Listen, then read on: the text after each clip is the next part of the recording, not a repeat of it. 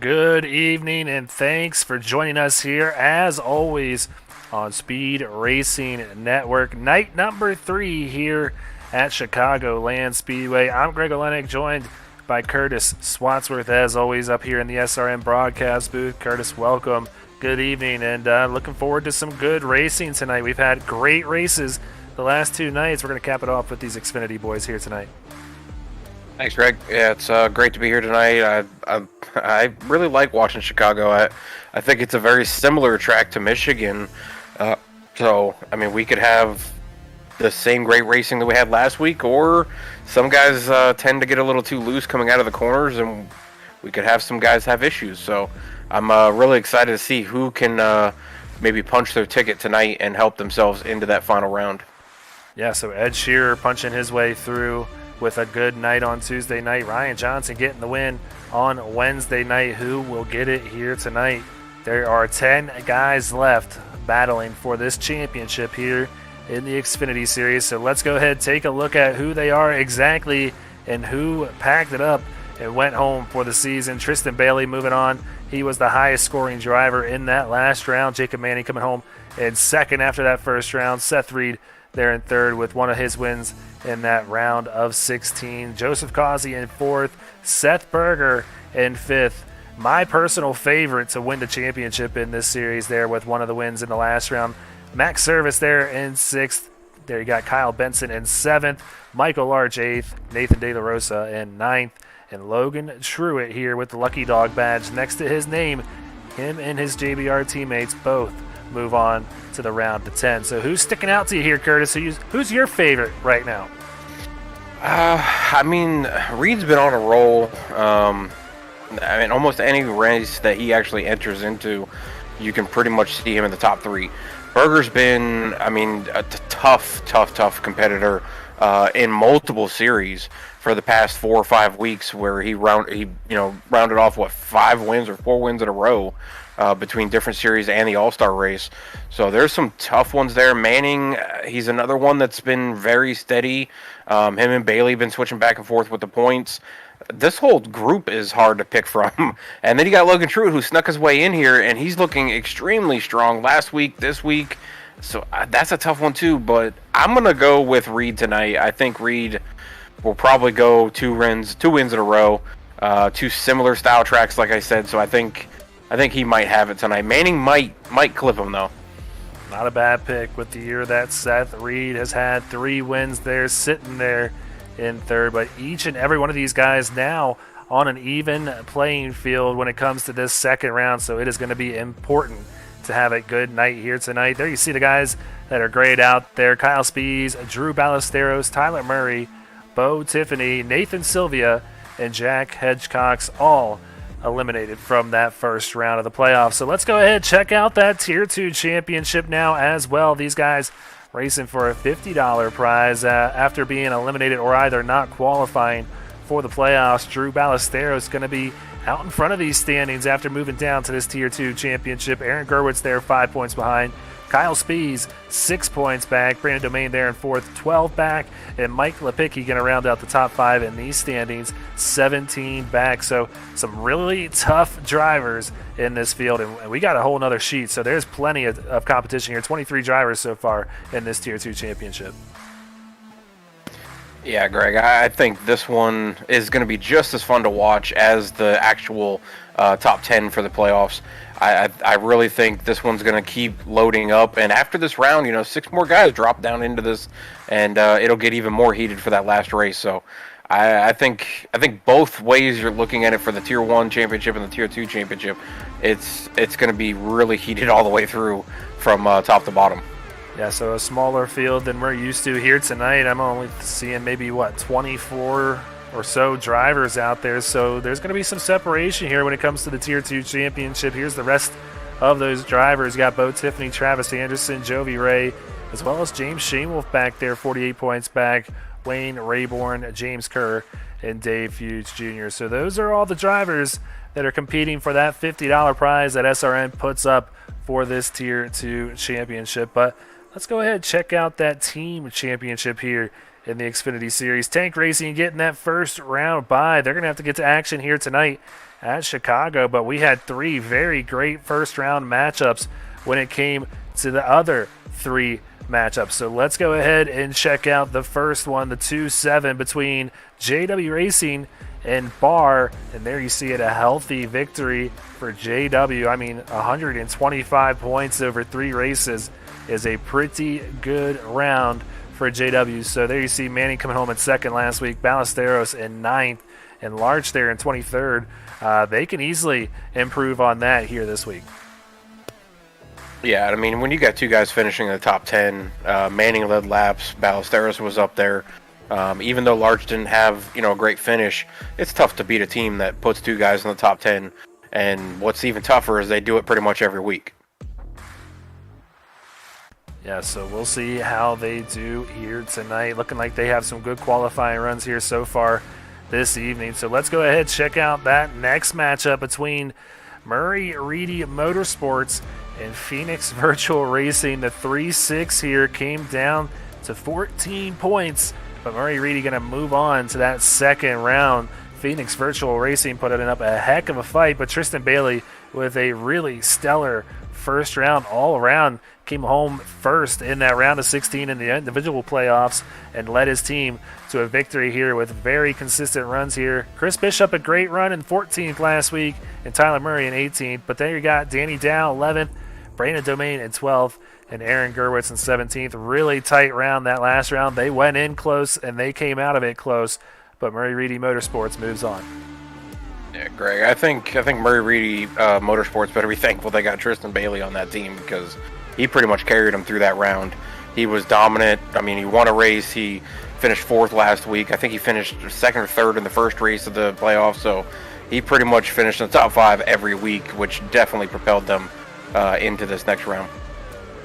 And then we got one more matchup to check out, and that's the 4-5 matchup between JBR and Highline Racing. Another tight round there between these two. JBR taking it, though, 278 to 245, so a 33-point victory for JBR there. Great run. Like you said, Logan Truitt has been hot. You talk about drivers carrying their teams. He has done that here in the first round and propelled them past Highline Racing, who has had a stellar Seth Reed on their side. You see that first place and 46 points last week, so he tried his darndest, but unfortunately, Highline going to go home here. Yeah, and I feel for Seth on that one for a team-wise. Just his other teammates did not, put up good numbers through that round, and he did everything he possibly could to try to get him to advance. And I mean, not losing by as much as the minimum amount that they did. They didn't lose by a whole lot. If they had, a driver that would have finished in the top 10 or right around the top 10 weekly, they would have been even closer. It would have been as close as the Murray Reedy one, I think. Yeah, so we'll see how they do in this next round. So let's go ahead and check out that next round, the Fast 4 round, and Tank Racing and that 1 seed now going to have to go up against JBR there out of the 4 seed. We just talked about them. 2 playoff drivers there for JBR and Logan Truitt and Nathan De La Rosa, so they're going to have a lot to race for on both sides. I think that's really going to make this a good matchup between Tank and JBR, and another good matchup here between JW Racing and Murray Reedy Motorsports. So I'm excited about this round. Who you thinking might move on here? It depends for me. Tank Racing should move on. However, Kazi hasn't had a great round in the first round of this playoffs. He didn't have a win. He didn't finish in the top 3. So they really need Kazi to come back strong like he did towards the end of the season to be able to really put up a big fight against JBR. JW Racing, that's a tough one for Murray Reedy. I think JW Racing is going to be really tough to beat with Ballesteros and Manning being as good as they are. And like I said, Bailey pretty much carried Murray Reedy through that first round. He's going to need another teammate to jump up there and be his Robin to Batman as Ballesteros and Manning are. Yeah, and with one more driver yet to go out, that being Joseph Kazi right now as it stands for JW Racing cars in the top 5 in this qualifying order. So about a minute and a half. Before we get out there on the track, let's go ahead and give a quick shout out to the sponsors here on Speed Racing Network. Silverback Tax Solutions coming on board here this year to sponsor each and every green flag you have here in the SRN Xfinity series. So if you have any issues with the IRS, go ahead and check them out at silverbacktax.com. Sparkle and Shine Mobile Detailing coming on board this season. Go ahead and check them out if you want to get your car looking good here this summer. Butt Kicker coming on board to sponsor the Hard Charger Award this season. And I can tell you for a fact that Kyle Speed is still with a very healthy margin of victory in those standings right now, just with 4 more races left. I think he has that thing all but wrapped up. They're giving out a butt kicker game or two to the winner of each and every one of those standings. And then TJ's team, not here tonight. No, and TJ's team Foundation coming on board this season, sponsoring each and every one of our winning moments. So thanks to them for sponsoring us here in season 3. Check them out at morethanAcape.org. So looking like qualifying all wrapped up here now, and we're out here at Chicagoland Speedway in Joliet, Illinois. Great 2 first races to start off the week. We're going to cap it off with another good one here tonight, Curtis. Yeah, I think this one's going to be a real exciting race towards the end, just like we had at Michigan, where it came down to what was like .003 or something separation to the finish line for the winner. So this is going to be tough, but I'm kind of surprised. We just talked about Kazi, where he was the last one to go out, and he did not make a qualifying lap. He waited too long to go out. Yeah, so he's going to be starting all the way back in the back here, but that's only 22nd. There's only 22 cars in the field here. So let's go ahead and check out the top half of the starting order here. Seth Berger going to get the pole here tonight with a time of 31.102. The Burger Nation's going to really like that. Drew Ballesteros, though, right there to his outside. He's starting second here tonight.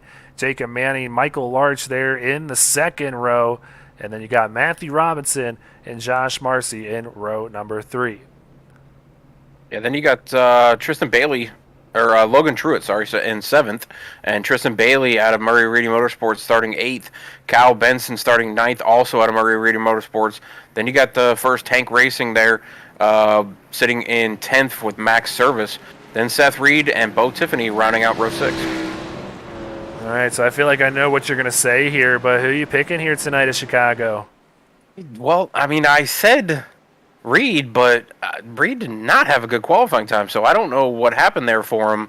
I would love to pick the guy I picked last week because he's starting on the front row on the outside, but I don't want to pick him this week. I want to see him go out there and get a win, and I know he didn't win last week when I picked him, so I'm going to hold off from picking him. But I'm gonna go with Truitt. I'm just gonna throw it out there and let Truitt try to go out and get a win. He's been on fire with making his way into the playoffs, squeaking away with being that lucky dog. It was by 1 point, I believe. So I mean, he really squeaked his way into the playoffs. So I think Logan can come out and do it. I'm going out with the man in front here. I'm going Seth Berger. Burger Nation, I think your man gets it done here tonight to kick off round 10 the right way with a win here. Puts in a second win sticker next to his name in those standings. So look out for the 77 here tonight. But that pace car going to pull off down pit road in the field in the hands of that 77. And that Silverback Tax Solutions green flag is waving here in Chicago. As they get up through the gears going through the front stretch here, they're going to try to get into the corner. Berger's going to try to go to the outside to really curve it down to that bottom line to get as much speed through the corner as he can. Manning making the pass on the teammate of Drew Ballesteros for second through turns 1 and 2. So JW Racing second, third, and fourth or fifth, I believe. Yeah, so JW has plenty of room, but now Logan Truitt to the inside of Michael Larch. He's making the pass on that pink 52. 2 pink cars side by side right here, battling for the top 5. And then you got Kyle Benson right here who wants to start this round off strong too. I think it's going to be a great race here tonight. A lot of heavy hitters. I think this league has the most parity when it comes to this championship. A lot of guys can contend here in the Xfinity Series, so it's going to be a bloodbath here tonight. As you see the 35 of Marcy into that wall there, and everybody going to go on by. It's still in Marcy didn't. Yeah, he did not have a good first lap. He lost multiple positions through turns 1 and 2. coming down the backstretch and then just tagged the wall a little bit there. So not a great first lap for Marcy. He's going to really try to make it up here as they go on to lap 3. But we were talking about the team battles earlier, and I was talking about Kazi not getting that qualifying lap in. And I said Tank Racing was going to have to depend on Kazi to go back to the old Kazi going to the end of the season where he was ringing off wins and, fighting for wins and things like that. And not a good start for Tank Racing with having Kazi start at the back of the field. He has made up 2 positions already, but it's going to be a long night for him on Chicagoland. Yeah, not what you want when you're trying to compete here in the round of 10. All this traffic in front of you is not good. So if something happens, it's going to be hard for this 42 to avoid it and cannot afford a bad start in this round of 10. So there you see, Murray really putting up a good fight there in the 16, but pretty much a log jam back here for the 42. Yeah, and that's 2 teams that are fighting right there with Murray and Kazi. That's Tank Racing and Murray Reedy Racing or Motorsports right there battling. So, of course, Murray's not going to want Kazi to get by him to start racking up points. But like you were saying about this top 10 in the playoffs here, the win could come from anywhere almost for this top 10. They've all been super competitive all year. I know there's a couple guys in the top 10 that have rung off a couple multi-wins, but I feel like anyone in the top 10 can definitely pull off a win here. So Seth Berger pulling out to about a half a second lead over the 54 of Drew Ballesteros, who was just eliminated last round in that round of 16. So he's even hungrier here with that red number next to his name. Wants to play spoiler amongst these playoff drivers here, but he's got a tough task with that 77 just in front of him. But the 54 right now running him down out front. Yeah, and I know, like you said, Drew's probably really hungry. In my opinion, he would have made the top 10 to go into the second round if he had not missed the first race of the first round. To me, he was a real contender for the top 10 for sure into the second round, but missed that first race and had a hard battle to get back up there, and did as much as he could in that third race of the first round, but just came up short. But I think Drew's got a point to prove, like, hey, if I'd have been here in the playoffs, you guys would have really had to deal with me taking away a spot, and he's going to be really fast tonight. Greg, I'm a little surprised that Berger's going out as hard as he is. I said Chicagoland and Michigan are similar style tracks, and Berger was one that conserved last week at Michigan and didn't really, go out hard at first. He conserved tire. He waited in the long run, was able to come back and battle with Reed and Manning. This week he's going the opposite and just going out as fast as he can. If I had to be honest, though, I think each and every one of these drivers out in front are kind of saving right now, and that's why the pack is still as tight as it is. I mean, it's a second and a half back to 7th there with Kyle Benson and Tristan Bailey in the mix too right there. So, I mean, we got 8 drivers really close to one another. I think Seth Berger is taking it easy and keeping that 54 and within distance, but also wanting to keep that clean air. That's all I've heard this week is that clean air is king at Chicago here, and the 77 wants to keep that here almost to lap 10. Yeah, I mean, I'm sure he's probably conserving. I just kind of figured he'd conserve a little more than he probably is. With as much as he was conserving in Michigan. I mean, he was a hard conserver at Michigan, where they just let Reed get out there as far as he could, and then they just reeled him right back in. But this week he's not doing it, so maybe he's doing a half conserve and half putting down as fast as lap as he can. Yeah, Kyle Benson not wanting to conserve right here. He had an opportunity for the slide job there, but the 52 gets back to the outside. This battle for 6th. And there goes the 52 right back on by, but the 10 really close and lucky to not make contact there, but you can tell how badly Kyle Benson wanting to move up. He's got Tristan Bailey, and you see him get really loose with the 88 right on the bumper there. Got to be careful there between teammates here. Yeah, that's 2 teammates, like you said, that are really battling there, and I'm kind of loving this paint scheme that Benson's running this week. It's not the typical paint scheme that we see him running, and kind of liking this one. Same with Bailey. He's run this one 2 weeks in a row now, but I really like this paint scheme as well that Bailey's running tonight. Yeah, both really good looking cars, but not going to look so good if they end up wrecking each other. Got really close there on the exit of 4, and these cars can get really loose here at Chicago, especially once you get these tires really high. You lose the grip, as well as the small spoiler there. You see low downforce package in these Xfinity cars. This is not an easy track, so not surprised to see the 10 step out like it did right there. But he keeps it going and settles in right there in 7th. So we'll keep an eye on other battles happening through the field. Bo Tiffany right here battling. That's Joseph Causey going on by him in the 42. So Causey now up to 14th. He's up 8 positions, which I'm sure he was pretty upset about not getting his qualifying lap in. I don't know what happened that he didn't get his lap in. He may have had to step away for a minute, thought he would have time to come back. He tried to put a lap down and just did not have enough time to put it down. So he's putting down qualifying laps right now. He's one of the fastest guys on track, and it's really showing as he's up 8 positions already. Yeah, now he's making a move to the inside of Josh Marcy, who's got a little bit of a banged-up car there in the 35 machine after getting in that wall in the first lap. So the 42 going to go on by there, move him up 9 positions now in 13. So he is definitely the hard charger as it stands right now. Big-time damage, though, for the 09 right here. He's coming down pit road. So Aaron Gerwitz, who's second in that Tier 2 championship, is going to go down a couple laps here. And I was a little worried there for Causey. 13 of Bo Tiffany was coming hard on that back bumper, and I thought he was going to make contact with Causey. The slightest contact, like you were talking about with these small spoilers with the low downforce package, the slightest contact will definitely turn a car. I mean, even laying back, like we watched, Bailey was not on the back bumper of Benson, but he was close enough to pull the air, and it definitely got him loose. So any kind of contact from these guys, that's an aggressive slide job right there. Yeah. You don't usually see slide jobs for 15th, but Danny Dow having fun there in the 21 out of Phoenix Virtual Racing, bringing Brandon Domain along with him there in that good-looking 20 that somebody it was me that painted it, so I like that car out there. It's looking good right now.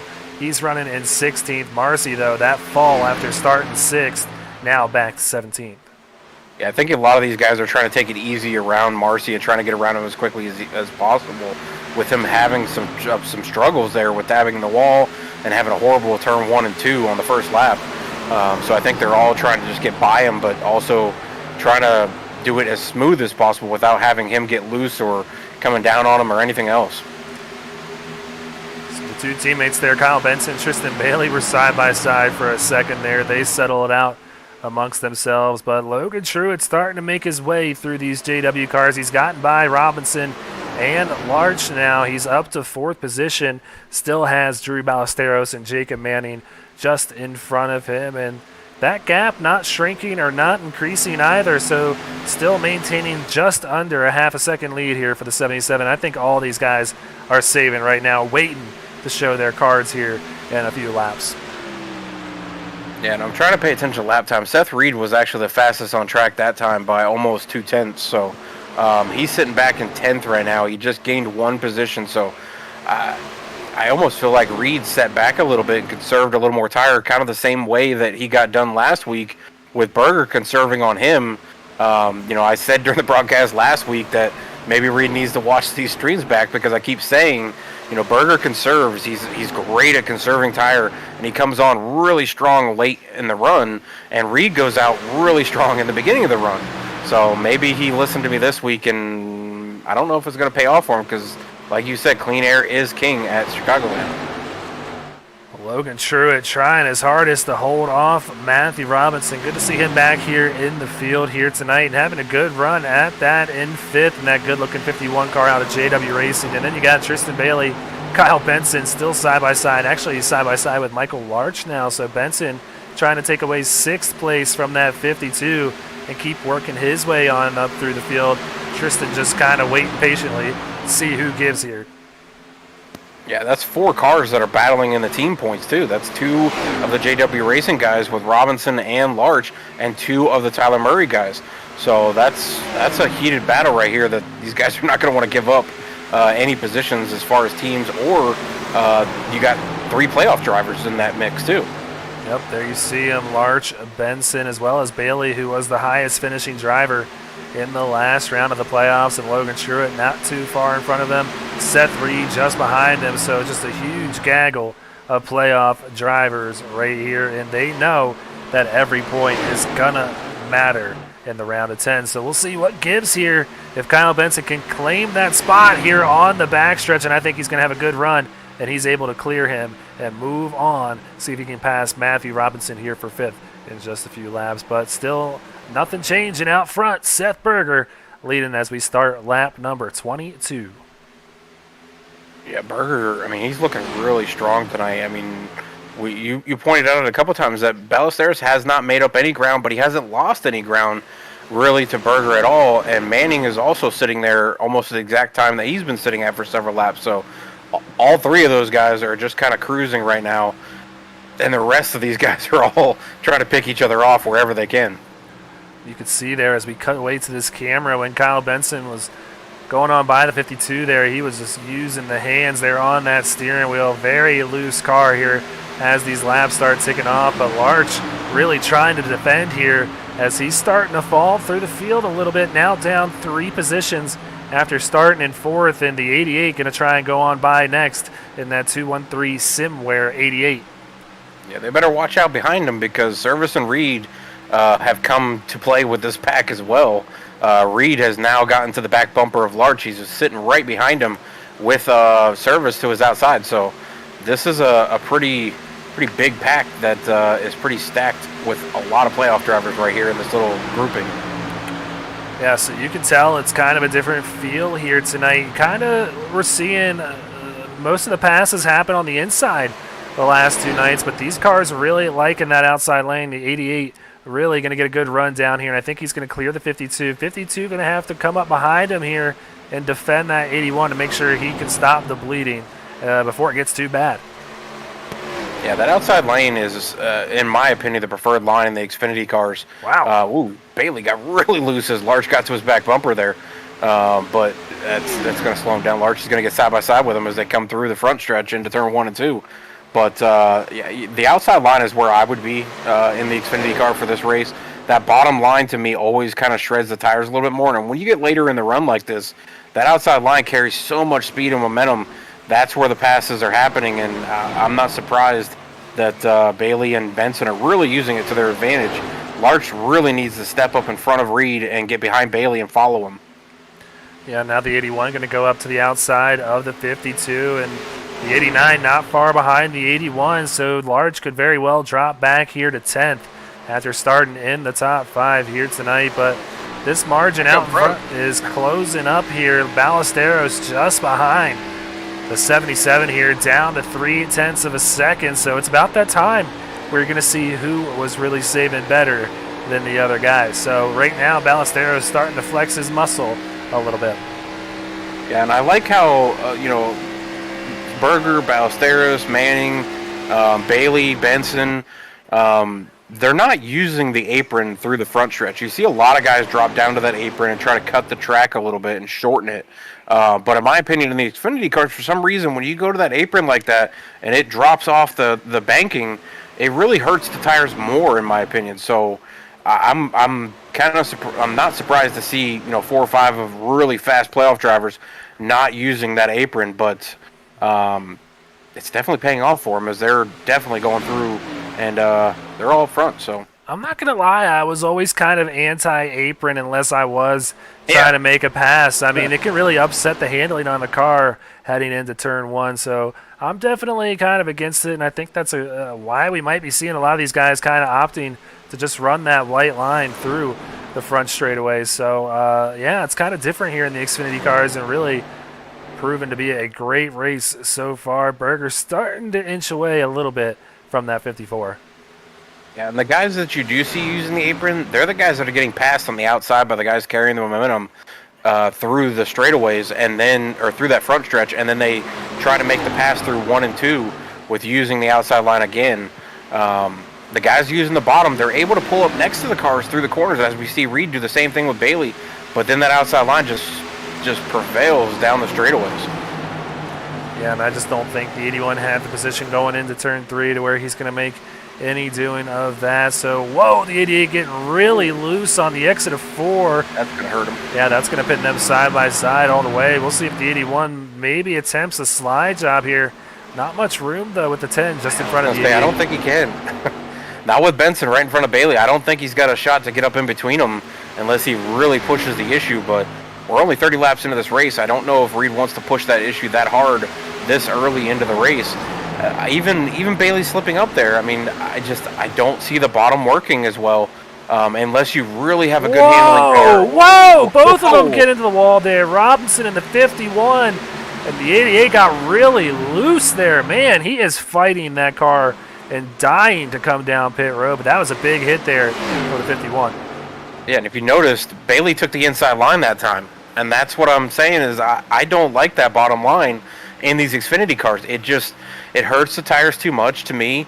And it really gets loose coming out of the corner. I mean, Bailey's been a little loose coming off the corners on the high side, but he's really loose on the bottom line as we got Domain down on the grass. Yeah, Domain and the grass, no caution either. So we're going to stay green here on lap number 32. He is going to lose a significant amount of time as he brings it back on track here. But, yeah, great battle there. We'll see if Kyle Benson is able to separate himself from these guys now after that wild last couple of laps. He's starting to run down Logan Truitt.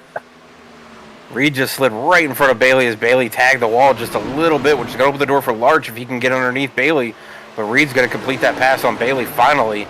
But Bailey, I think you're right. I think he's probably screaming for pit road right now. Yeah. But it's a little early for them to come down pit road. Honestly, I think look at lap 35. I think you're going to start seeing these guys consider coming down. Lap 35 and 40, I think that opens up the window. Yeah. And especially with some of these guys, look at the 10 stepping out there. These guys are fishtailing these things off the turns and all but wrecking them here. So they're going to try and probably make this as early as possible just to get fresh green tires on these things again. I'm wondering how many of them are going to mess with any kind of brake bias or anything like that as they come down pit road.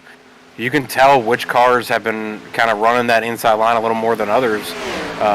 Bailey was using it, and so was Benson really early in the run, and now it's really hard for them to keep those tires underneath them.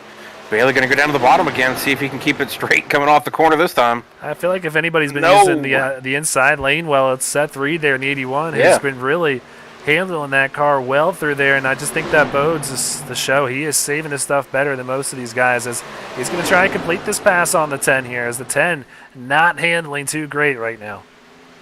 Yeah, that's what I was saying about Reed earlier is I think he backed off, and I'm just going to say he listened to us last week by saying for conserving, but it's definitely paying off for him in the long run here. He's running 31.188. Ooh, slide job. Wow. I said it was a little early to make those slide jobs and push the issue, but Reed feels like 35 laps into the run, I've got a little better tires. I've been conserving a little better than you guys, and I'm going for it. Oh, you can really see Benson's car stepping on him. They are both as he went through that corner. Yeah, the 10 and the 88 really not liking the handling on the cars right now. And you can tell as they start to fall a little bit, Logan Truitt going to kind of pull away. Seth Reed gets on by as well. And now Large pulling up back behind these guys. So they're going to try and defend this track position before they do attempt to come down the pit road. But out in front, Seth Berger opening up the lead again to about a half a second over Ballesteros. Manning falling off even more, back to about 1.6 back of our leader here. Yeah, and I mean they're right around the window, so I wouldn't be surprised to see some of them start. And there goes Seth Reed down pit road now. So I was wondering who would try to short pit the rest of the field. The times are 2.5 seconds, 2 seconds off of their original fastest lap times. So these tires could really play a factor. They did last week at Michigan. The guys who came early were able to make up time by running really fast laps for multiple laps before the other guys were able to get out there. I mean, our overall winner last week was Seth Reed, and Manning was out for 9 seconds over Reed and Berger, and they ran him down, but Manning was really tough to pass at the end. Yeah, I'm really surprised to see Seth Reed make it that early, considering how well his car seemed to be running there late in the run. But hey, he knows what he's doing here. Brings that 81 down pit road. No other takers yet, but there you see Larch battling alongside with Tristan Bailey here for 6th place. Tristan going to kind of separate himself and try and actually Larch going to come down pit road as well as Ballesteros. Each and every one of the JW Must be a cars. JW Racing call. Matthew Robinson coming down as well, so all four going to come down pit road. The only one not in the field tonight going to be James Shane Wolf, so each and every one of them coming down. I believe that call coming down from Justin Rideout. Yeah, I mean they're within the window for only doing one more stop to finish out this race. So I'm not super surprised to see Seth Reed come. The only part that I'm surprised, the same what you said, it was that his car was handling way better than Bailey's and Benson's that he made the pass on there. So I was kind of surprised he didn't stay out in maybe an extra lap or two, even a lap longer than Bailey and Benson, since his car was still running better than theirs. But he chose to come first, so we'll see if that really helps him out and maybe moves him up a little closer to the lead. So 6 more drivers bringing it down pit road right there. You saw Josh Marcy having some trouble. But here comes Seth Berger, our leader, bringing it down pit road. One of the tougher pit entries here. Very loose. 77 woes it up just in time. Look at all these guys behind him, though, getting a little bit of fishtail.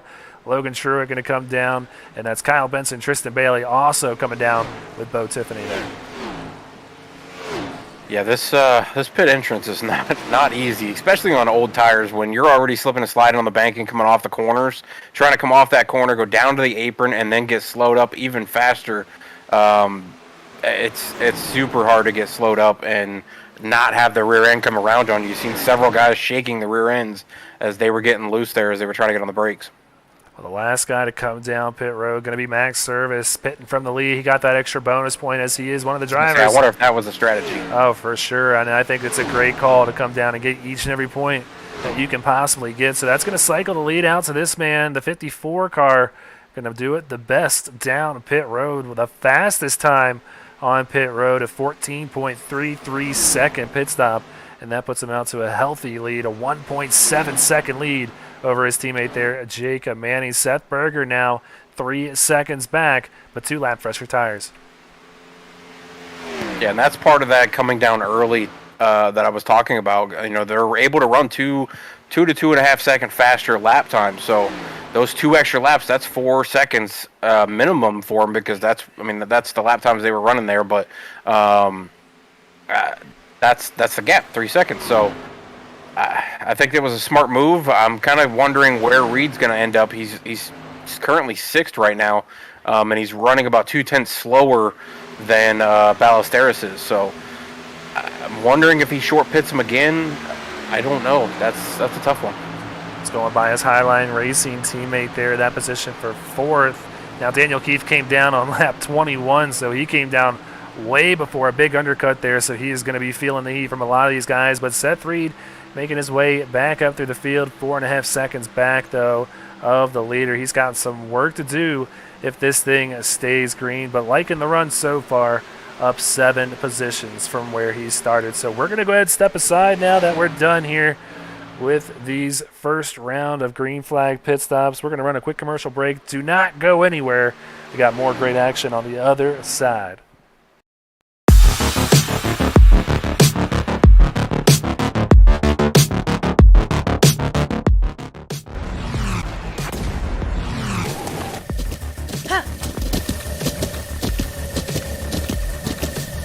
With the Butt Kicker Gamer 2, what you see and what you hear is what you feel.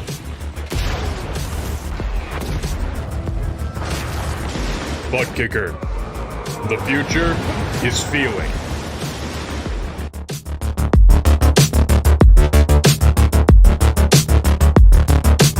Silverback Tax Solutions specializes in dealing with IRS tax problems.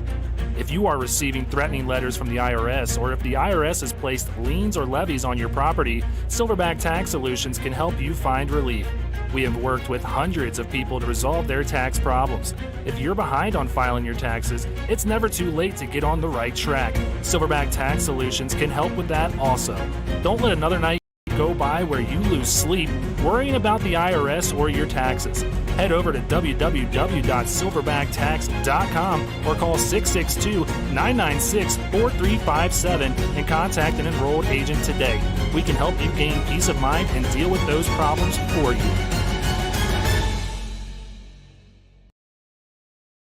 Want to be a part of an established league on iRacing? A league that's competitive, fun, and above all fair? Look no further than Speed Racing Network. Originally known as Mid-South Madness, SRN has evolved into a league that can bring the best out in any given driver. Drivers work their way up through the ranks to hopefully one day call themselves a champion of Speed Racing Network. If you're interested in joining, don't hesitate to reach out to league admins to claim your spot today. Maybe you'll end up in the history books. If you're interested in becoming a sponsor in Speed Racing Network, feel free to head over to www.speedracingnetwork.com and reach out to an admin today. And as always, remember to go faster. All right, you guys did not miss one thing. Still green here in Chicago Land Speedway. Drew Ballesteros still our leader, but that lead shrinking to his teammate there in the 50 machine. Jacob Manning wants to start this round off strong, and I know it would mean a lot for him to come away with a win here tonight with how competitive it's been here in the Xfinity Series. He loves this competition. Yeah, I think Manning really wants that win to try to help himself go into the next round for the championship, but like I said earlier, I think Ballesteros has got a chip on his shoulder saying, if I would have made that first race, you guys would have been battling me for the championship. So I don't think he's going to give it up easy to Manning at all. I think you're exactly right. I think that's been the case in each and every one of the series we've had as well. We see Tristan Bailey making an aggressive move on by Matthew Robinson. He's got a lot fresher tires than him. Goes on by Bo Tiffany, too. So a 2-for-1 there. Tristan Bailey now up to 11th, but I just think it does add an extra chip on the shoulder of these guys who didn't qualify, and they want to go out there and get their TV time here, and Ballesteros earning it. Look at that pylon. 9 drivers in the green, one of them in the red, and he's leading this thing. Yeah. Really, you can go back to 11th. The top 10 are in second to 11th, so that's crazy. It is stacked full of playoff drivers, and Ballesteros, like I said, if he'd have made the playoffs, I really think he was a contender with his teammate Jacob Manning, but I don't know. I'm trying to figure out what happened to Bailey. I think he stayed on pit road a little longer to fix some of the damage that he got from tagging the wall. He spent an extra 5 seconds on pit road, which is something you don't usually do under green flag, but it must have been bad enough to where he needed to get it fixed. That handling was not to his liking there, but is at the tail end now of each and every playoff driver. You wouldn't expect to finish 11th in this race and be last in that round of 10, but that's exactly the case with this 88 right now. Needs to pick up some spots here, but plenty of time to do so. Still just over half the race left. Yeah, and he's battling back and forth with Benson for being the fastest on track. So the green box that I got keeps flipping back and forth between Benson and Bailey. So Benson, who was right there with Bailey when they pitted, he came out and he's now 4th. Reed has slipped back to 6th, who pitted earlier than everybody else in the playoffs here. But Bailey's trying to make as much ground as he can back there in 11th. And I think the further that you go back in this field, I really think strategy becomes the name of the game on trying to get back up into the top 5.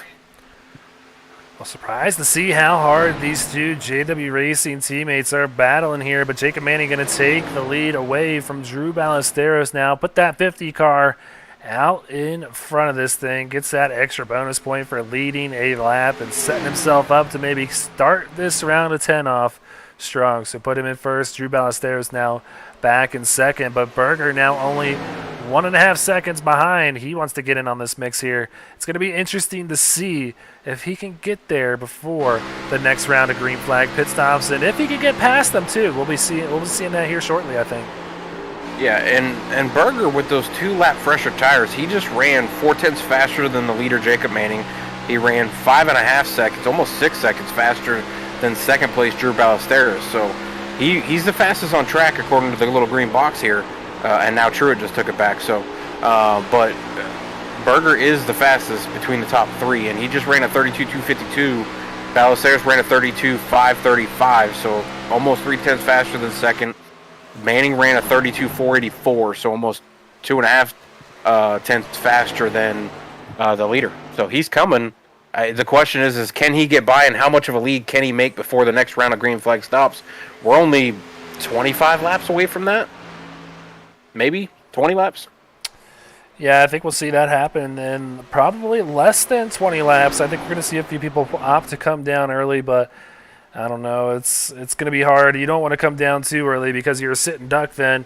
No matter how far out you are, the speed difference is just too much. But now Seth Berger down within 1 second of our 2 leaders here, the JW cars of Jacob Manning And Drew Ballesteros is about to be a three-horse race for the lead here. Yeah, and I mean, again, 3/10 faster. So, I mean, he clipped almost a second in 2 laps. And he's really coming with a hard charge. I'm just wondering how far, if he can get by these guys. When you get side by side, it really slows the cars down. So if he gets side by side with Ballesteros and Ballesteros really works him hard for that pass, Manning could get away from Berger, and then he's going to have to really hard charge to Manning again. And then once he gets side by side with Manning, if Manning puts up a fight, it could draw Ballesteros right back into it, and we could have a 3-car battle going again before the next green flag stops. Yeah, this could also help the 10 of Kyle Benson back there, who's been running this lead pack down as well. He's also on that lap 40 strategy that Seth Berger was on, both of them pitting on lap 40. The 2 leaders of Jacob Manning and Drew Ballesteros among their other teammates as well, pitting on lap 38. So we'll see if those 2 extra laps can get the 10 back up to the front. Also, Joseph Kazi working his way back up. He's currently up to 5th after starting the evening in 20 seconds. So that 42 going to be the current butt kicker hard charger, and it's going to take a lot to take that away from him here tonight. Yeah. I don't think he's going to get away from or get to speeds, but I really feel like if Kazi was doing this all season, as fast as he's been, I mean, he could have really put up a fight with Speeds, but if there was a hard charger for the playoffs, I think Kazi might have it for sure for tonight. I don't think anybody's going to catch him. Yeah, so he's currently the 4th running driver out of those 10 playoff drivers, liking how the car is running here tonight, but still probably wants to get out into the front of this thing and lead a lap just to come away with one of those extra bonus points. You get another bonus point for the clean driver, or if you're clean in this race. So I believe each and every one of them should be just about clean. If anybody going to have some damage, might be Tristan Bailey, who might have got a couple incident points. So that would cost him 1 bonus point if that is the case. But for the most part, each and every one of these guys should be pretty clean. So Seth Berger moves on by Drew Ballesteros, put him up to 2nd now. 1 car to go before he assumes the lead. Yeah, and when Berger got side by side with Ballesteros, even though he made it semi-quick to go around Ballesteros, it allowed Manning to run about 2 tenths further away from these 2 here. So now that's 2 more tenths that Berger's going to have to make up to run down Manning. And I'm really wondering, when he gets side by side, how much of a fight does Manning put up? Does he draw his teammate Ballesteros right back into this and make it a 3-car battle? Or does he give it up and follow Berger and try to pull away from his teammate?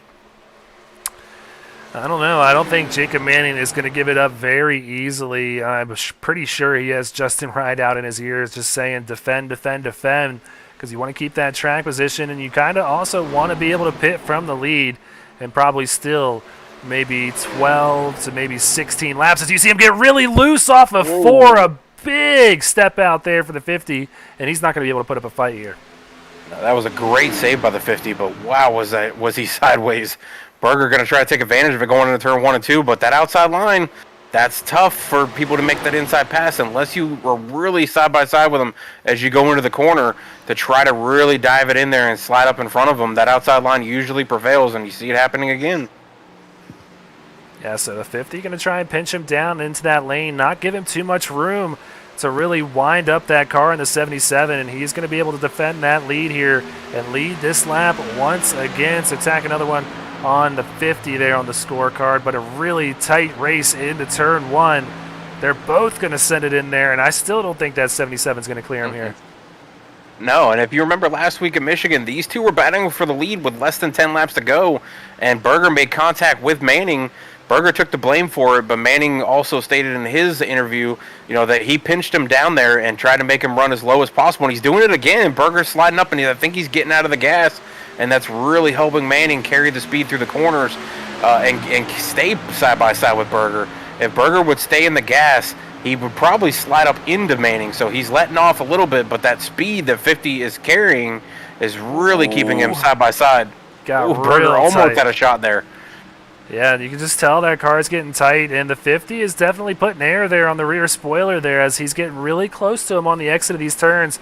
You're going to see him as the 77 gets a good run there. He's going to pinch him down a little bit, and maybe not so much this time as the 77 was a little bit further on back, but he's not giving him a lot of real estate, which is what you have to do here if you're in the 50 car. So he's doing a great job of holding on side by side, but I think it's inevitable at this point that 77 is going to take this away at some point. I mean, Berger does have 2-lap fresher tires, but at this point they've equaled out. They're 26, 28 laps into their runs. They've pretty much equaled out, and then the advantage to the outside car carrying the speed and pinching Berger down. He doesn't pinch him as much. Well, he pinches him coming off the corner, so that's going to allow Berger to slide up a little bit, but still not clear Manning. He's going to try to use that apron that we were talking about before. He might. Oh, yep, no. No, he doesn't.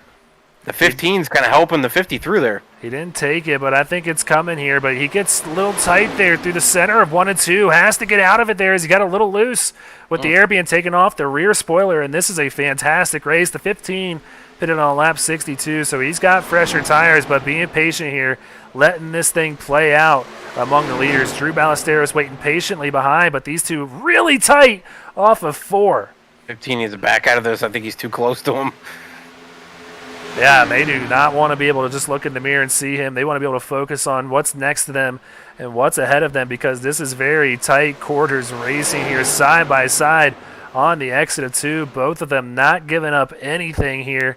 And the 15 now going to go help the 77 a little bit. I think he's just liking what he's seeing here, just like we are.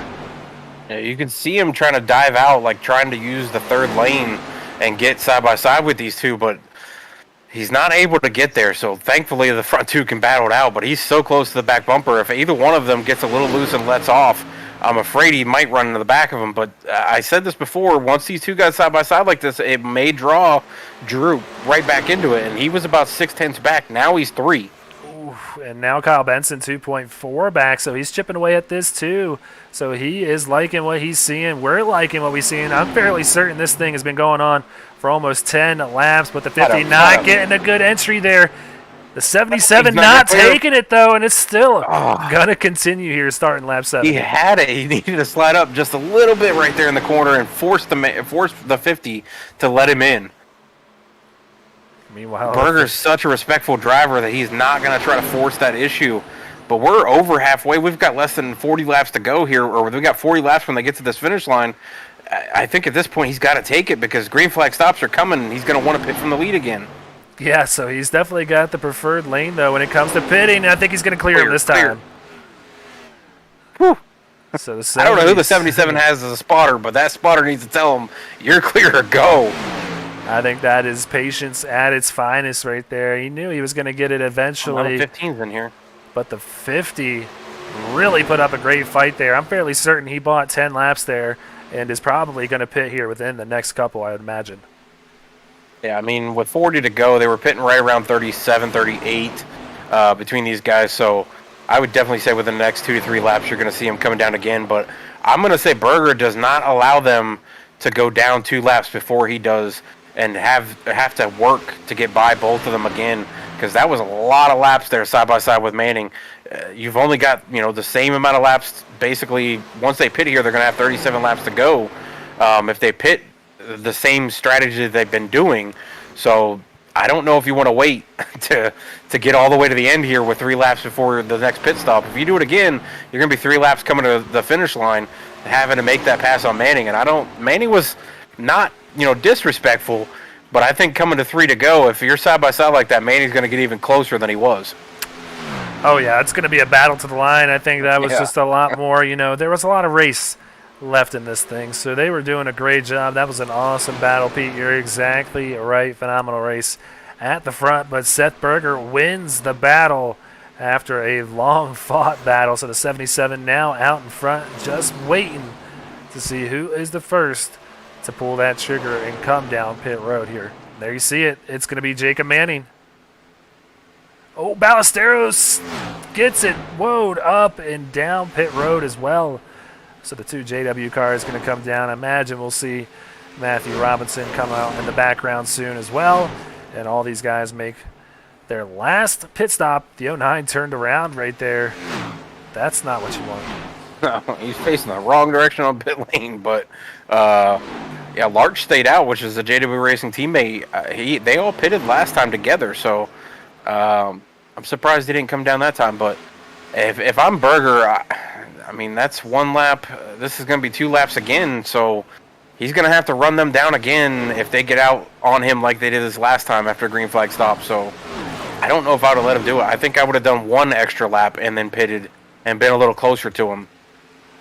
Well, Kyle Benson coming down pit road this time. Tyler Murray also coming down back there. Tristan Bailey pitting as well. Bailey is going to turn it around back there and come down backwards like Days of Thunder style here. Yeah, so he's going to have to get that thing turned around here eventually. He's trying to not lose as much time as possible, but nonetheless, that is going to be costly. Heavy damage to the right side of that 88 as well.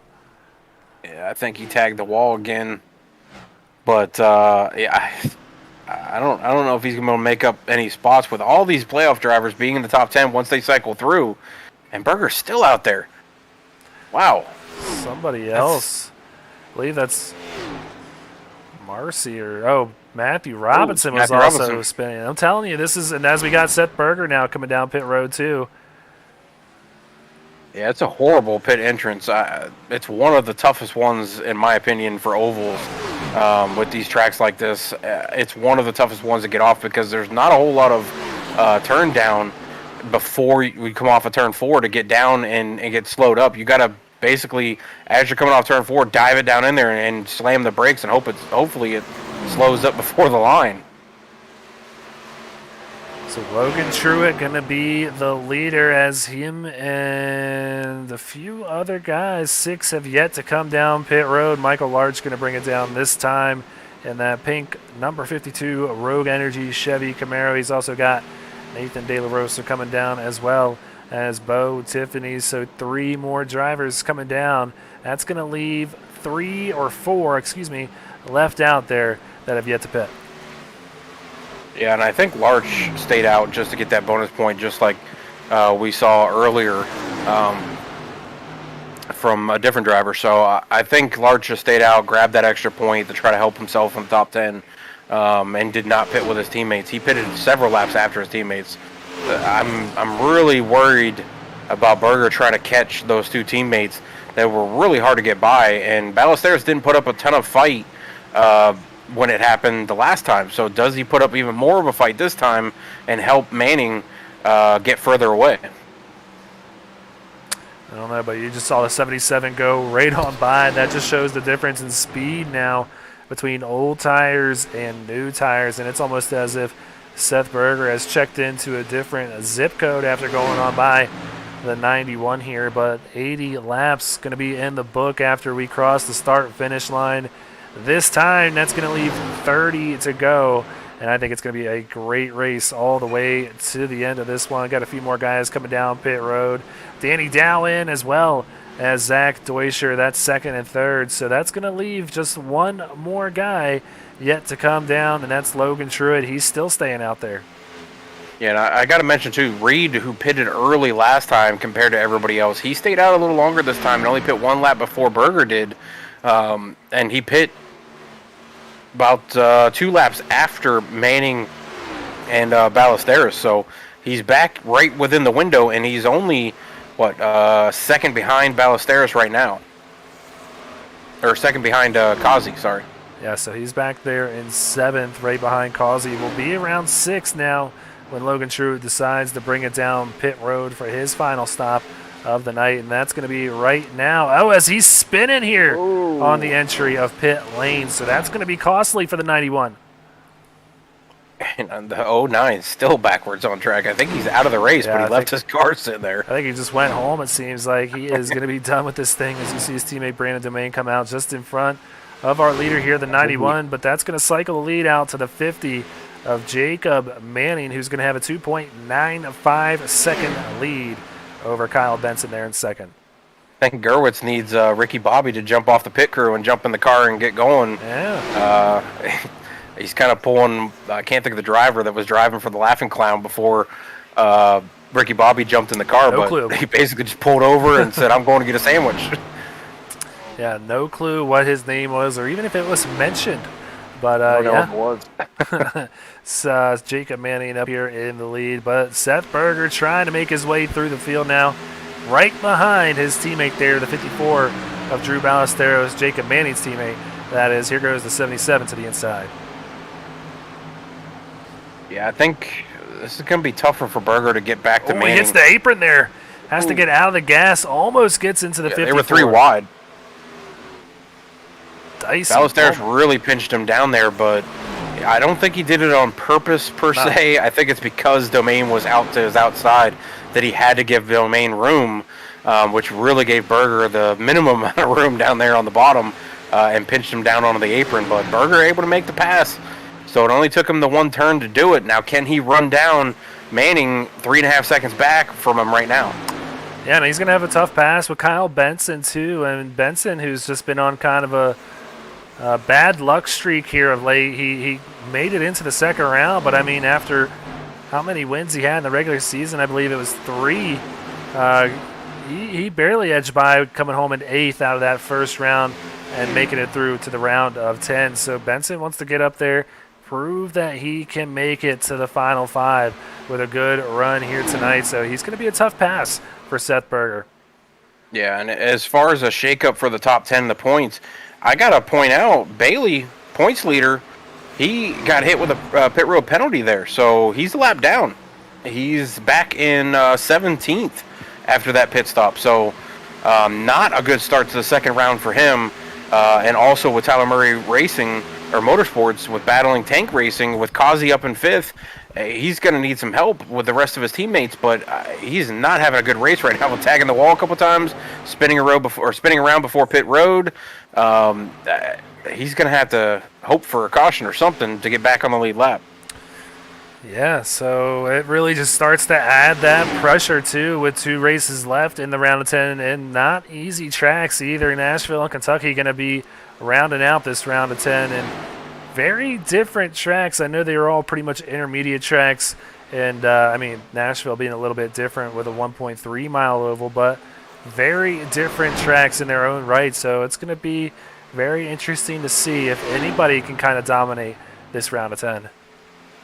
Yeah, and also pointing out Berger, 5 laps. He's only made up a little under a second on Manning, and he's closing in on Benson. He's only 4/10 back from Benson right now, but he's only got 24 laps to make that pass on Manning to get this win for him. I don't know if he gets there.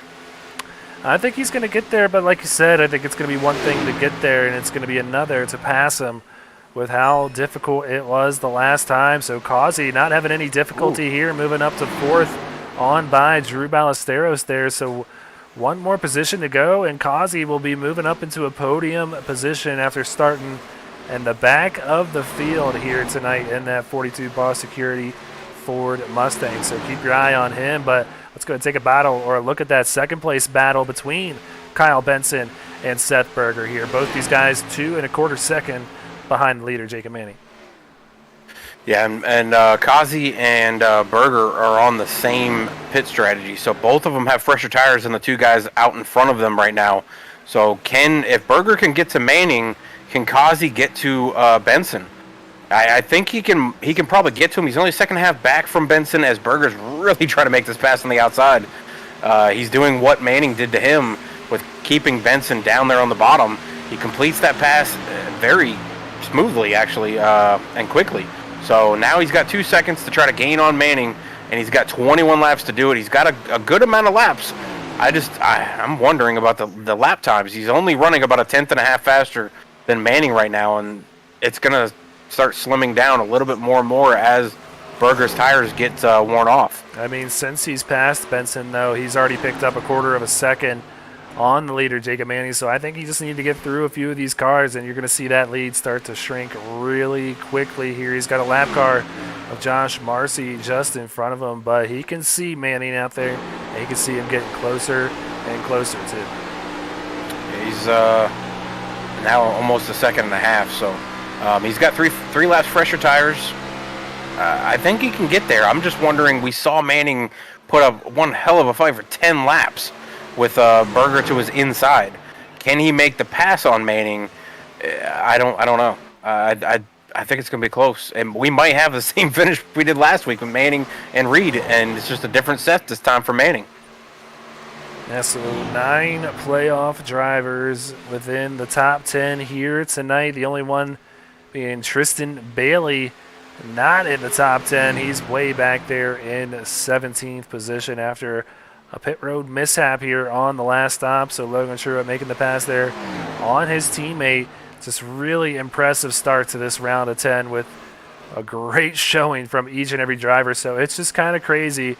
You think about it, Max Service coming home in 7th place tonight would be that first driver outside the playoffs. So even a 7th place doesn't get you on to the next round. You got Ballesteros in 5th as an outside playoff driver too. So there's 2 that could be there, or services in the playoffs. But Ballesteros being outside the playoffs, I think he really wanted to come out and get this win tonight, but he's going to fall a little short tonight. I think 4.5 seconds back now from his teammate Manning. I'm not sure what happened to Ballesteros there on the pit stops, but it was a little slower. I mean, his pit stop was faster. He just didn't get going as fast as Manning did. I'm showing a 16.1 second pit stop for Drew Ballesteros, so an extra second in about 1.3 seconds on pit road, and that adds up when you get back out there on the track. So currently 4.5 seconds back of our leader, but Seth Berger now within 1 second of Jacob Manning here with 17 to go. I think this is all but done here. I think Seth is going to catch this guy here in the 50, and I don't think the 50 is going to put up much of a fight. I don't know. I mean, he's got 6 laps to get to Manning, and then if he can complete the pass in 10 laps like he did last time, then he's got it. But I just think Manning's going to put up even more of a fight this time. He gave Berger a little bit of space on a few different turns, which really gave Berger the advantage into the corner with not being pinched down. We've seen Ballesteros pinch him down with a domain on his outside. It wasn't on purpose, but does Manning pinch him even harder?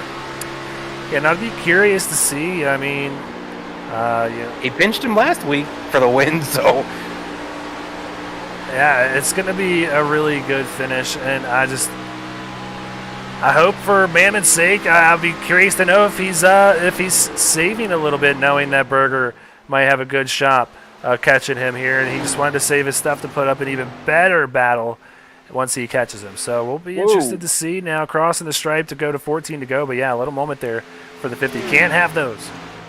He had it last time though when Berger got to him, and Berger just wasn't able to clear him for multiple laps. Even when they were battling side by side, Manning was still having mishaps coming off the corner. But that outside carrying the speed, it was definitely an advantage for him. So we'll see if Berger learned anything from that. And then did Manning learn anything more than he was already doing to Berger in that one? And I mentioned it, last week they got into each other with Manning throwing the block and pinching him down there on the bottom.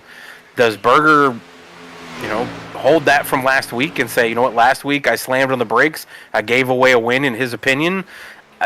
Does he do it this week, or does he say, it's for the win, it's the playoffs, if we touch, we touch?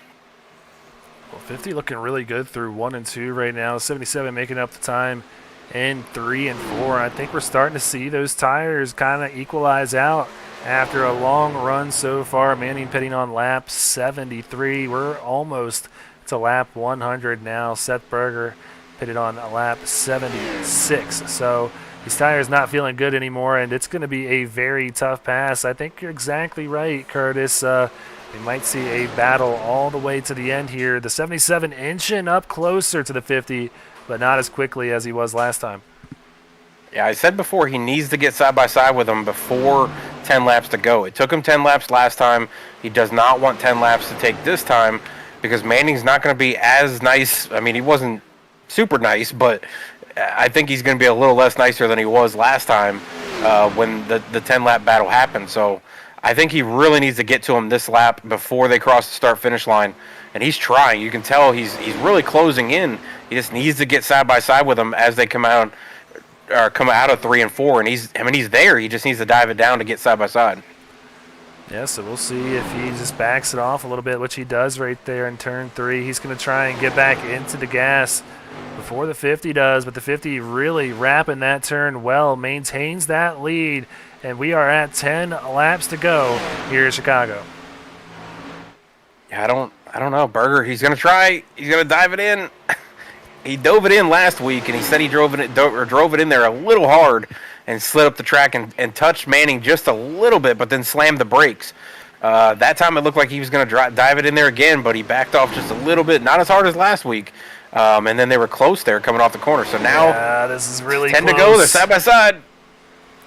They are flirting with danger here, but yeah, coming back to the stripe to cross 9 to go. Jacob Manning going to lead them on by that time. How long is it going to take if the 77 can get by the 50 here? You can really see Manning pinching him down. I mean, he's in that lane. He's got his tires over the seam in that lane, trying to keep Berger down as much as possible. And I mean, he's doing it. He did it last time for 10 laps.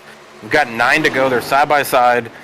Is it going to take a 10-lap battle again? Ooh, Manning gets a little loose. He did get a little loose right there, but still able to hang on to the outside. No, the 77 might clear him. Doesn't do it. Not. 50 going to have to really send it in there to stay side by side. I think this battle might be all but done if the 77 can clear him just a little bit. Not able to do so, though. That's a tough battle by Manning. Berger had at least 2 opportunities there to try to slide it right in front of him, but didn't take the bait. Does he do it here? He does. He shuts the door. Oh. 77 to the lead. All right, now it's over. So 7 laps to go. The 77 out in front just where he started here tonight. So we'll see if he can finish it off. No more contenders, it looks like, as Joseph Kazi still 2 seconds back. Kyle Benson down to about 2.2 seconds, and Seth Reed back there in 5th, almost 5 seconds back. So I think it's between these 2 guys. We'll see if Manning can hang in there, coming to the stripe. 6 laps to go. And Kazi got past Benson, so that puts him into the podium spot as well. But I think for Kazi and a couple of these other guys, they really need a caution, but I don't think we're going to see. We've been green all night. These guys have been really good going around this course or this track. We only seen really the one mishap with Domain off the track, which iRacing doesn't throw the caution if the car's off track, which I could see a point of why they don't throw the caution, because every time somebody would touch the grass, caution would come out then. But I mean, I don't see a caution coming out. I just think Berger's going to stretch away from Manning, just as he did last time when he got by him finally. And I don't think Kazi can make up enough time to get there. But if a caution does come out, Greg, it's on. Oh, it certainly is going to be on. Because you got Reed in the top 5, too. Yep, Reed back there. Ballesteros has fallen back to 6th. You got Max Service in 7th. Michael Larch in 8th. Logan Truitt in 9th. And Nathan De La Rosa rounding out the top 10. Still 9 out of 10 drivers in that top 10. Tristan Bailey 1 lap down back there in 17th. So it looks like Jacob Manning kind of falling back a little bit.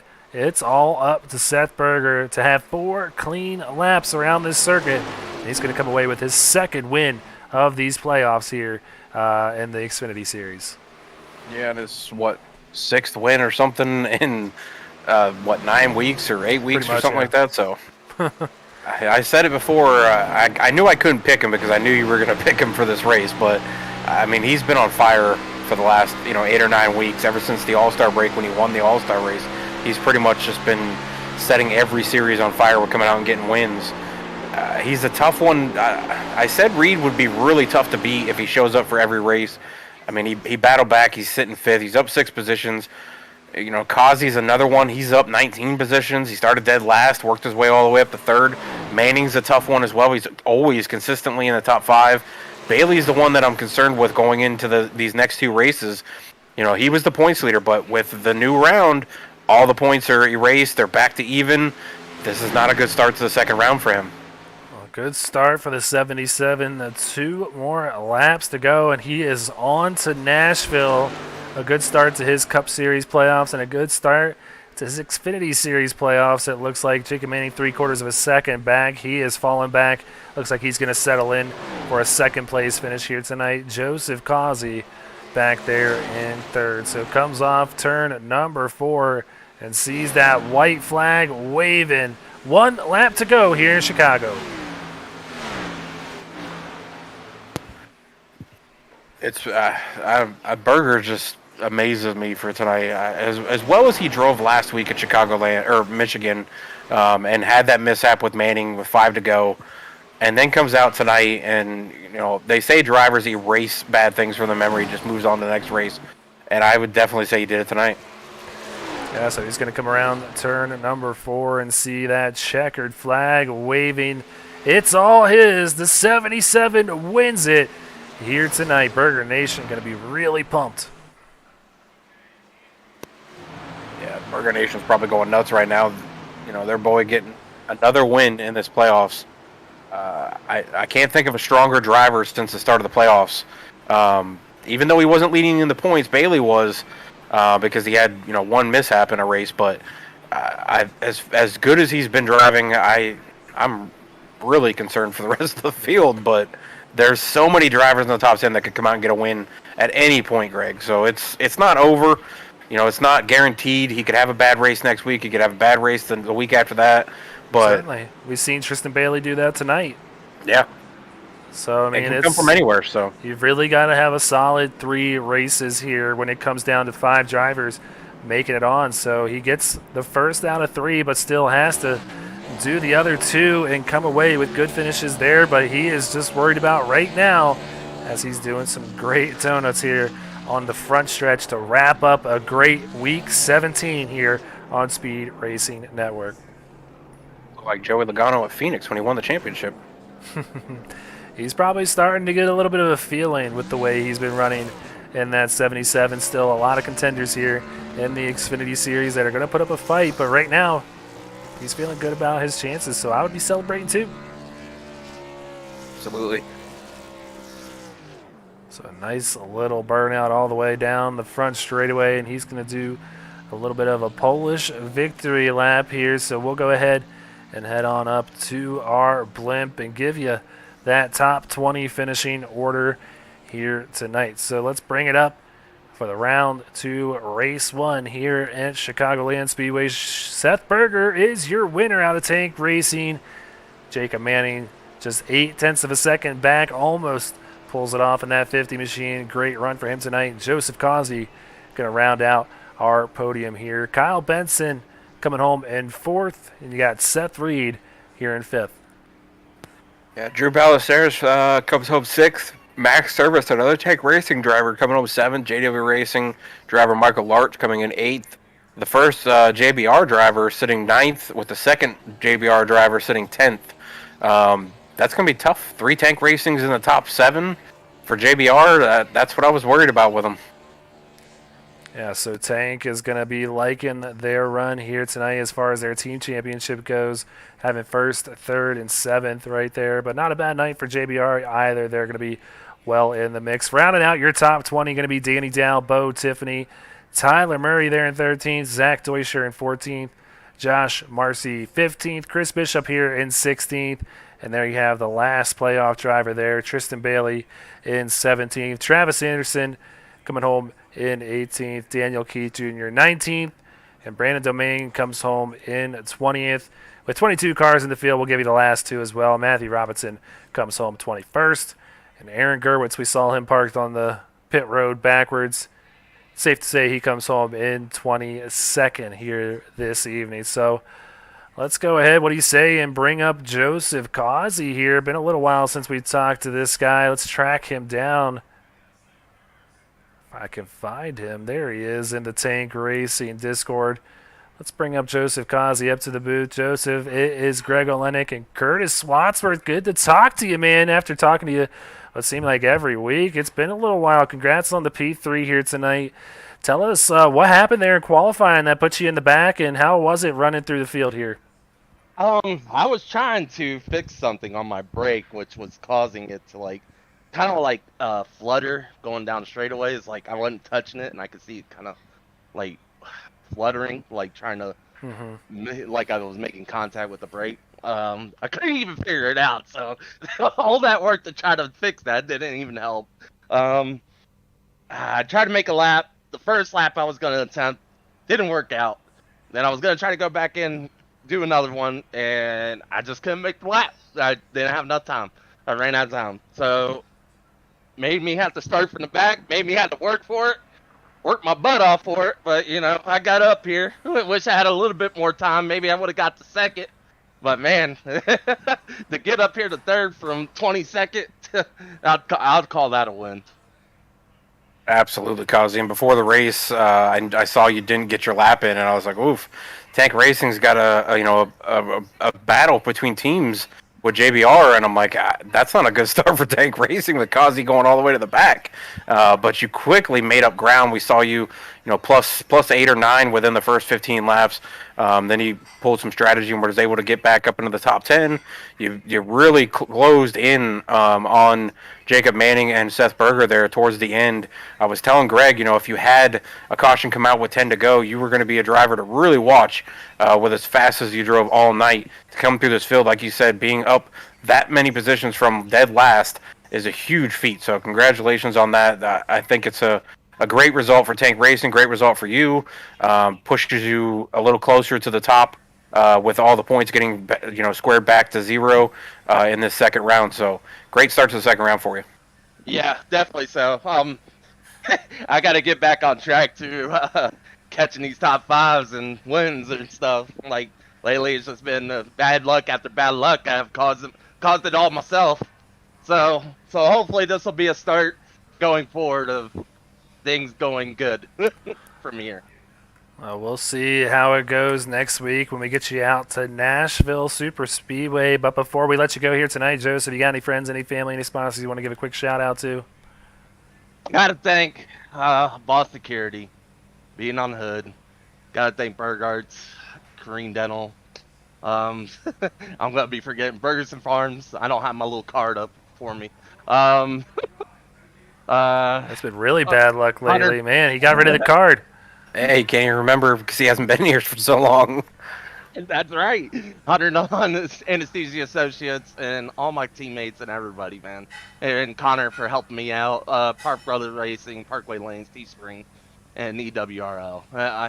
All these guys, we put in the work, try to, and we try to show up with results every week.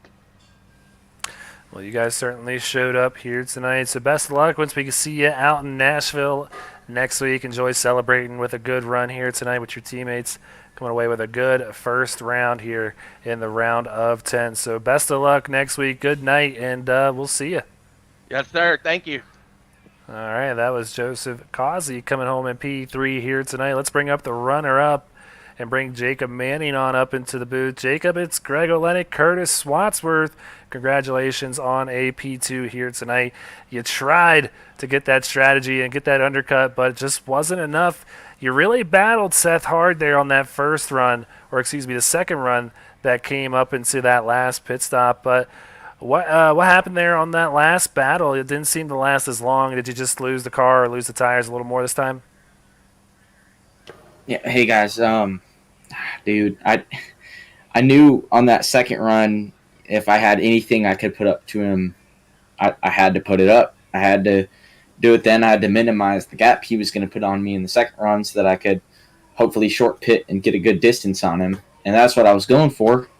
I'm not quite sure what all happened. I guess he was just that much better. I was getting back, and he was like 3 seconds back, though. So I guess he just did a phenomenal job on pit road. I guess he paid his pit crew a little bit extra than I did because they must have got him out good because he wasn't as far behind as I was hoping for. So, no, but all in all, he's a good driver. He comes out here and does this every week. I'm a little bit tired of it already. Finishing second to him, I gotta fix that because I'm cowbush a little bit. I like to win, so it's fun though. It was fun battling with him. If there's anyone else,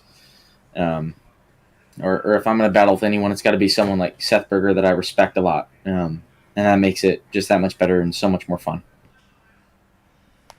Yeah, Jacob, I mean, that's another top 3 finish for you, another top 2 finish for you. You just keep racking them up. You were flip-flopping back and forth with Bailey there for being the top driver coming out of the first round. Now, another week goes on. You start the first race of the second round. You grab a second. Obviously, Berger, another playoff driver, finishes right ahead of you. But, I mean, great race by you. Bailey didn't have a good race, so he's going to be a little further back from you in the points. But if there's anybody that's been consistent, I would say it's you and Berger. So, what do you got to do to beat him next week at Nashville? Is my question, because you two have just been back and forth between wins. I mean, the wins have been coming from you, Manning, Kazi, Reed, and Bailey. So the 5 of you have just been racking up wins. It seems like for like 10 or 11 weeks. Well, I don't know, man. This dude's good. They're all really good, and that I don't honestly I can't say what plays into it. I felt like I had an advantage the beginning of the season. I came into Phoenix and I was really fast. I had an unfortunate incident with Bailey, which kind of took me out of contention for the win, but I felt really fast there. Then we went to Atlanta. I won Atlanta. I felt like I was really fast, and we went to a few tracks I wasn't good at, but I still did, semi-decent, better than I thought I was going to do. And then mid-season, I got into a bunch of stuff that, took me out of wins that I think I should have got, or took away speed that I should have had. And I feel like now I'm getting back into it, but it's like I'm late. I missed the bus or something because they all jumped on it. Both Seths are doing really good now. They're obviously putting in the practice every week, so. I was slacking a little bit this week. I'll be honest with the practicing. I didn't get to practicing this track till just earlier today, so maybe that's the problem. But I thought I had it down pretty good, so I'm not sure. I maybe laps, maybe it's laps. Getting the practice in, maybe not. Maybe they are just that equal with me, and whoever's ahead gets it. I'm the guy who kind of tries to stay back and not battle too much. And it seemed like I couldn't get an advantage on him tonight, so. I don't know. Simple answer, I don't know. But I'll be trying as much as I can. Trust me.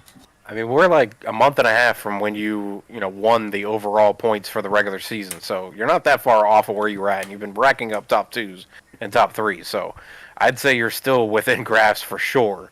I wouldn't say you're late to the bus. You just might be towards the back of it a little bit, but you're still on it. Hopefully that's the case. I'm hoping to get it done this season. It's my big aspiration. The rookie coming in here, I really like to get it. But if not, obviously I'm hoping I can finish up there with them and gain a little respect while I'm here. Well, before we let you go, Jacob, you got any friends, any family, any sponsors you want to give a quick shout out to? Well, the usual. First of all, I can start off with God being with me tonight, keeping me calm. Especially when I'm battling with Berger. I remember I used to get so mad when someone get in front of me. Hints at Kyle Busch again. I didn't like it. I hated it, and it'd make me mad, and it'd force me into more mistakes and more mistakes. And he was with me tonight. I did get past, and I wasn't. The last 5 laps at least I knew I wasn't going to win, but I was still happy with how good I'd done tonight. And that's what I prayed for in the end, is to do my best. So I can't be not proud of my effort, of course. And then everyone who plays a part into this, everyone who watches, supports, not even just me, but everyone else.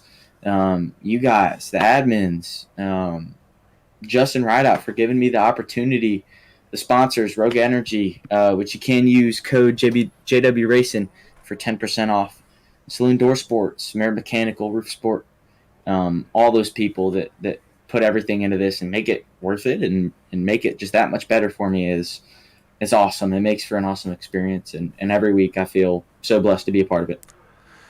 Awesome, man. Well, we appreciate you and the kind words. Go ahead, get the practice in for Nashville. We'll see you out there next week. Enjoy celebrating the second place run, and have a good night, man. Y'all too. Appreciate it.